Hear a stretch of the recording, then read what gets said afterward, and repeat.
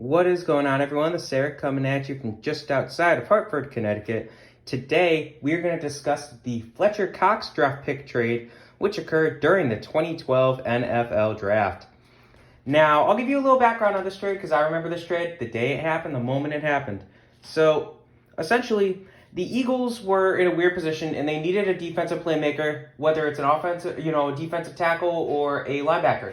So, a lot of mocks had the Eagles trading up to around this spot anyway, and essentially the Eagles were very interested in either linebacker Luke Kuechly or defensive tackle Fletcher Cox, and it came down to the Panthers. The Panthers were selecting at 9th overall, I believe it was, and the Panthers went with Kuechly at 9.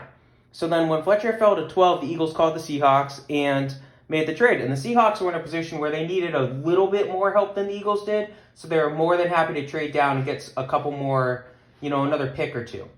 So the Eagles would acquire the 12th overall pick in exchange for the 15th, 114th, and 172nd. So with the 12th pick, the Eagles would select the aforementioned defensive tackle Fletcher Cox. Now, Fletcher Cox had a solid first 3 years in the NFL before breaking out in 2015. Now, this was an interesting thing for him because he was essentially converted to a defensive end in 2013, 14, 15 due to the Eagles running a 3-4 system. And it worked out for him in 2015. Now, he became more of a force as time went on, and in 2017, he had a very, very strong season, earning himself a new contract. 2018, he did well again. 2019 and 2020, he's kind of cooled off, but he's still a force. It's just nobody's really been healthy on the defensive line to help him, and that's an excuse, but still a good player.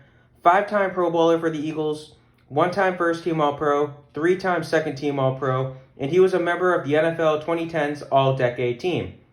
That sounds like a lot. What did the Seahawks get in exchange? With the 15th pick, they would select outside linebacker Bruce Irvin, who was a decent linebacker / outside defensive end.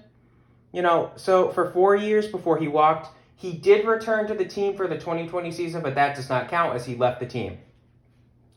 The 114th pick was used on defensive end Jay Howard, who only appeared in 2 games for the team before being cut.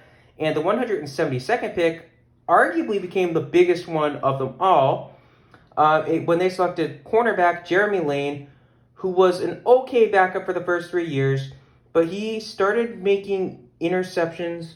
And he made his first interception, I should say, during the 2014 Super Bowl versus the Patriots. However, on that play, he would end up suffering a season-ending injury. Granted, it was the Super Bowl, but he tore his ACL, so he ends up missing a chunk of 2015. He comes back as a decent half season 2015. 2016, he has a career year, and then he has an okay 2017 season before being released. So, all in all, who wins this trade? Well, Seattle gets a Super Bowl ring, because of Bruce Irvin being a big force there, and Jeremy Lane being helpful in special teams. Eagles get a Super Bowl ring out of Fletcher Cox. Both teams get their first Super Bowl rings with these players. So I'm going to call it a draw. Hope you guys enjoyed this. Have a good rest of your day.